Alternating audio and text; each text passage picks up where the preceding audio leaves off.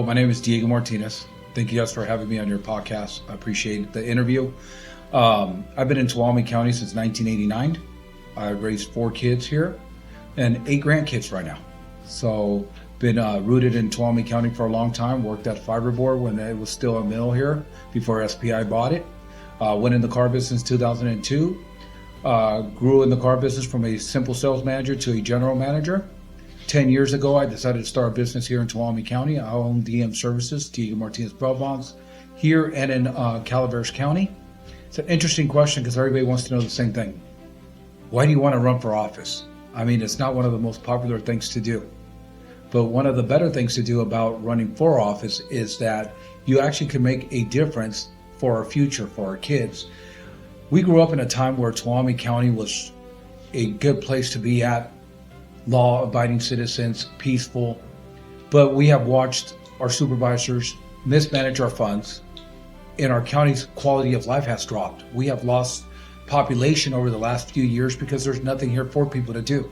So one of the things I want to bring here is new business, new opportunities, and a better future for our grandchildren.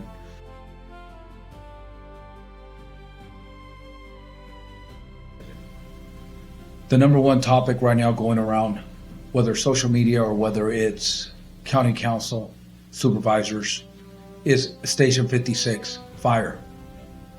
We had the grants, we had the money to be able to sustain it. 3 years ago, they got a grant to make the fire station be operable. And with the 15% layoff across government here in Tuolumne County, we've lost our grant writers. My number one mission here is to be able to get grant writers and get the rest of the supervisors to agree with me to pay them a commission base, not a salary, but a commission base on what they bring in. So essentially it costs the taxpayers $0 to have these people in here to help us generate money to come in so we can have the grants that we need so we can keep the fire stations open, EMS services, and always support our local sheriff and his staff for everything they need, because our safety is number one, whether it's fire safety or police safety.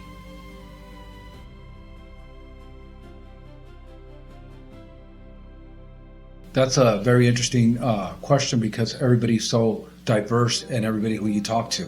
What makes me more qualified than them is 17 years of business, running multi-million-dollar car dealerships, fixing budgets, and understanding a profit and loss statement. A lot of people say the county job isn't a business, but to me, everything's a business. Everything we do every day is a business. But more importantly, our county's a business where we have to have revenue coming in and revenue going out, and understanding where your profits are and your losses are. At the same time, not taxing the individual residents of this county. So with my business experience, I want to bring new businesses to this county to generate more income and more jobs so our kids in our future actually have something going on other than losing population like we are right now.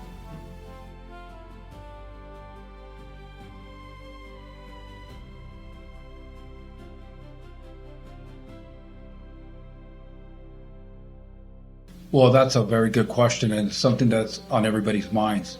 What a lot of people don't know is that that is the responsibility of PG&E. The biggest problem is that we haven't inspected what we expect from PG&E to be able to keep up the dams and the canals the way they are. We need new piping up towards Cedar Ridge so that we can get clean water going. So at this point, what I would do is, first of all, consult a water expert, because I'm not one. And any good manager, any good leader will always consult with the experts to make sure what's the best plan of attack to do. And then we're going to follow their guidelines and be able to have PG&E do what they're supposed to do to secure our drinking water.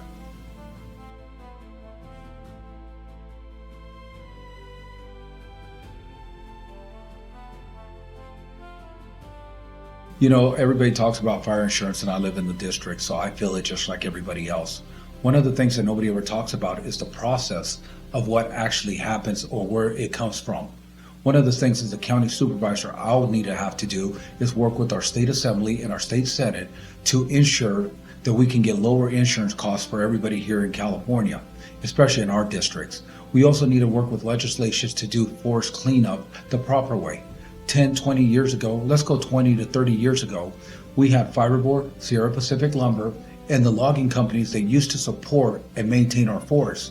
Why are we having somebody else do it?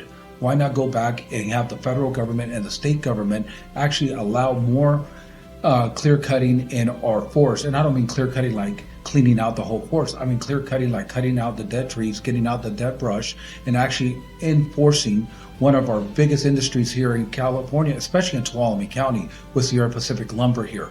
We need to be able to re-strengthen out jobs here, and that's one way of being able to do it.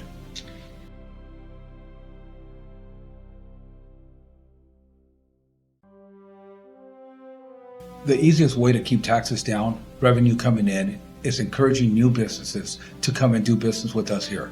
Taking the big commercial buildings that we have vacant right now and securing people to be in there to provide jobs. The county, which is a lot of people don't know, we're divided by grants and general funds.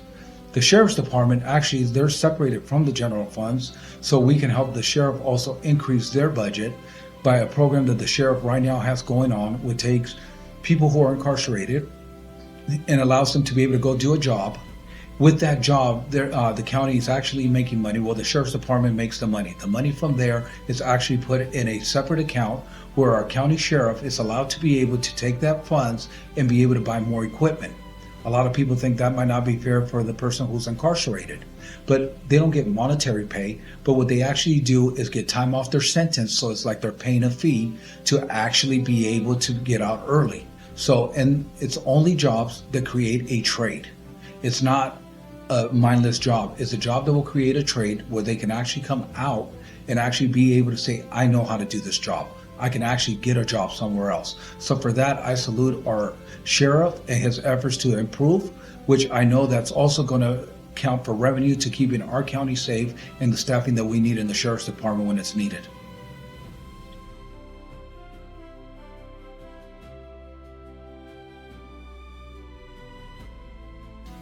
Well, when we talk about housing, low-income housing or any kind of housing, we know that inflation has gone across the United States and has raised the cost of a lot of stuff that just normal. If you go to the grocery store, everything went up.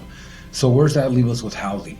We have got to work with the planning commissioner, the permitting commissioner, and we got to start working to cut some of the red tape when it comes to building and allowing new people to be able to come in here and build low-income housing so there is more housing available.